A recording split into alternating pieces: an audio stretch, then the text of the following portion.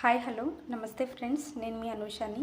APDSC 2025 మన ప్రిపరేషన్లో భాగంగా ఈరోజు కొన్ని ఇంపార్టెంట్ బిట్స్ అయితే చూద్దాము. చంద్రుని కిరణాలు భూమిపై పడడానికి పట్టే కాలం 1.25 సెకండ్స్.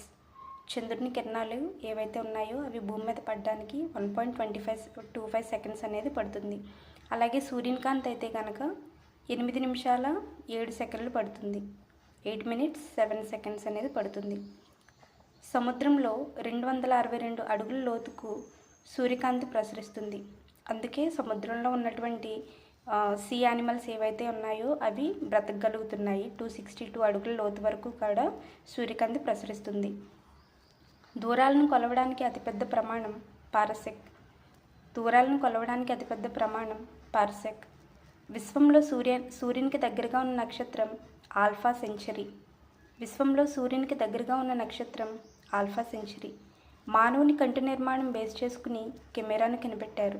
ఈ కెమెరాను కనిపెట్టింది జేజే నిఫీ. దేని ఆధారంగా అంటే మానవుని కంటు నిర్మాణం ఆధారంగా. సూర్యకాంతిపై ప్రయోగాలు చేసింది పోకాల్ట్. కాంతి కణ రూపంలో ప్రయాణిస్తుందని చెప్పింది న్యూటన్. కాంతి తరంగాల రూపంలో ప్రయాణిస్తుందని చెప్పింది హైగెన్స్. కాంతి ప్రయాణించడానికి ఆనకం అనేది అవసరం లేదు. వర్గీకరణ శాస్త్రాన్ని టాక్సానమీ అంటారు.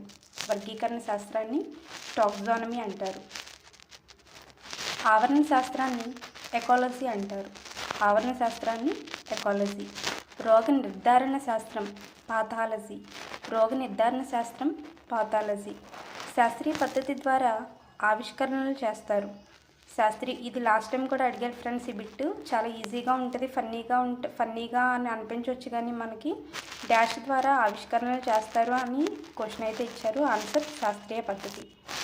సరిదిద్దబడ్డ తప్పులే చరిత్ర అంది కార్ల్ పాపర్. సరిదిద్దబడ్డ తప్పుల చరిత్రే సైన్స్ అని అంది కార్ల్ పాపర్. భౌతిక శాస్త్రవేత్తలు అతివాహకతను ఆవిష్కరించారు. రసాయన శాస్త్రవేత్తలు కాదు, భౌతిక శాస్త్రవేత్తలు అతివాహకతను ఆవిష్కరించారు. సైన్షియా అనేది లాటిన్ పదం. సైన్షియా అంటే జ్ఞానం. పక్షుల అధ్యయనం ఆర్నిథాలజీ. కీటక అధ్యయనం ఎంటమాలజీ. ఫ్రెండ్స్, ఈ బిట్స్ ఎప్పటి నుండో ప్రిపేర్ చేస్తూ ఉన్నాయి, టెక్స్ట్ బుక్ బేస్ చేసుకుని ఉన్నాయి. సో ప్లీజ్ మన ఫ్రెండ్స్ అందరికీ